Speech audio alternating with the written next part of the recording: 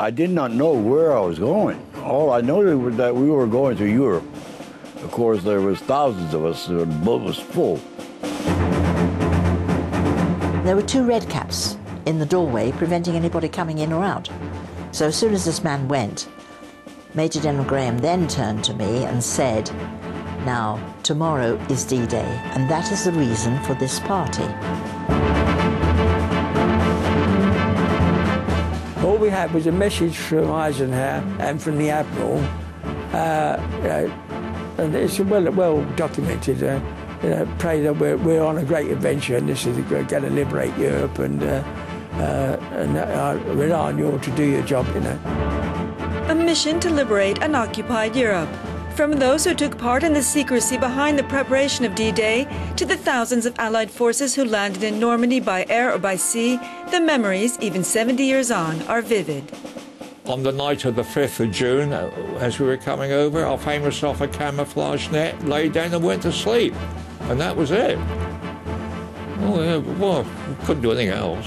Most of us were on bunk beds, and that was moving all the time. I was terribly seasick. And I think right from the beginning, I couldn't wait to get off that boat. No matter what was on that beach, I wanted to get off that boat. In the early morning of the 6th of June, 1944, the first wave of Allied forces landed on the beaches of Normandy. Operation Overlord was underway. Utah, Omaha, Gold, Juno, and Sword, code names for beaches that would bear witness to the biggest surprise invasion in modern warfare history. More than 150,000 Allied forces would land in one day. Despite the surprise landing, the resistance from those defending Hitler's so-called Atlantic Wall was fierce. Many soldiers died, some even before touching land, either by bullet or by drowning. There's something that I can't understand. Did they give us a life jacket, but they don't say how to put it on. When you put it on it down here, when you make it like this, you drown. You can't get up.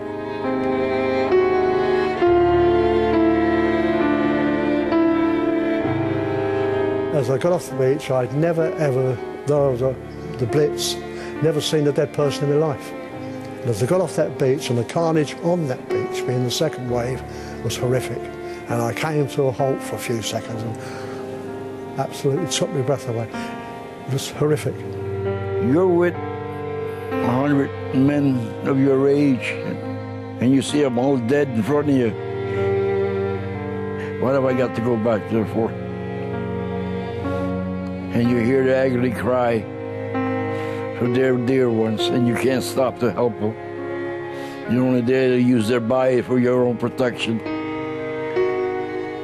I mean, it's not nice when you see bodies all over the place. No, I can't get that out of my head.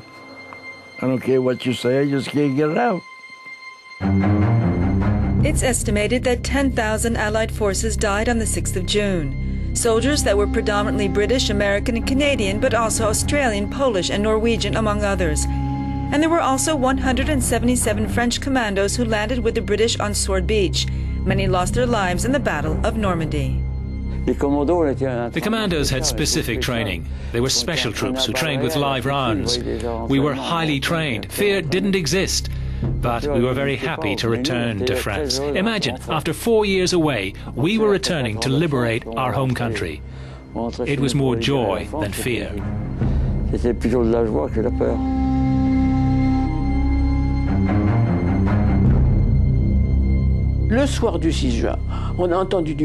The night of the 6th of June, we heard a noise, and it was a German sidecar with a German officer. He had his officer's helmet, which was a bit crooked, but he was bleeding, and his head was leaning down against the sidecar. For me, it was, I don't want to say I was happy to see someone bleeding, regardless of their nationality.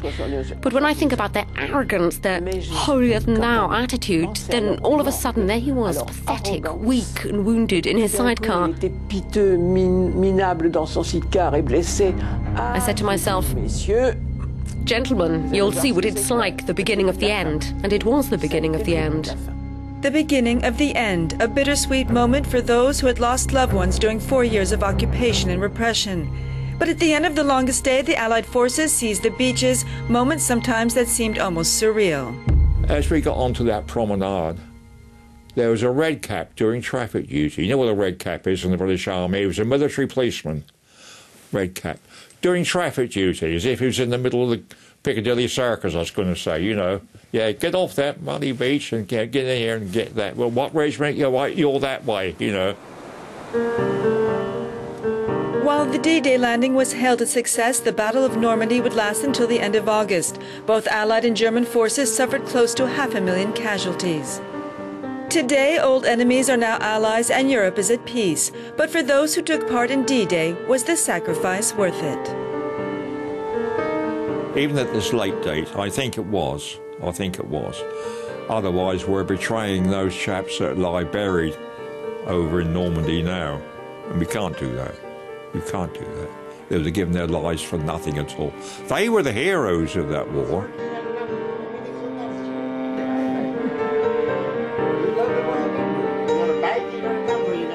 I never looked at it that I free Europe.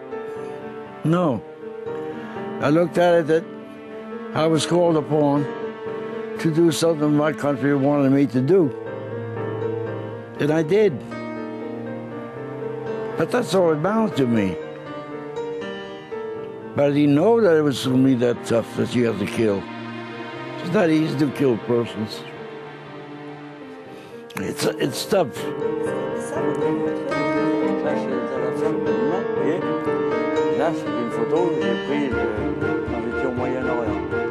For me, I just see that we are at peace, and this is good, because we mustn't forget. One mustn't forgive either.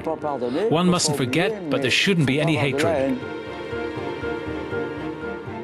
You don't feel any hatred? No, no hatred at all. Hatred doesn't do any good.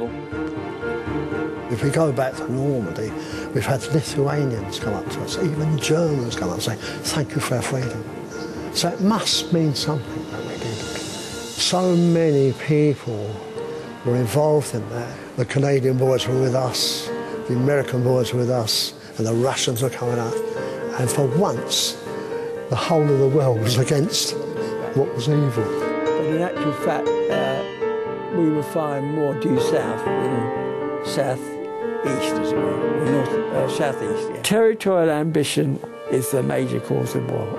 It was with the Germans, Labour's realm, and it's with the Japanese, and it's still the same today. And it's a question of how much power you've got to contain it, you know. So here we are in 2014, and the fight for freedom is still as strong necessary today as it was then.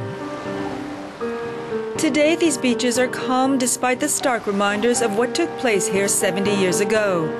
Reminders for those who took part in D-Day that a Europe at peace should never be taken for granted.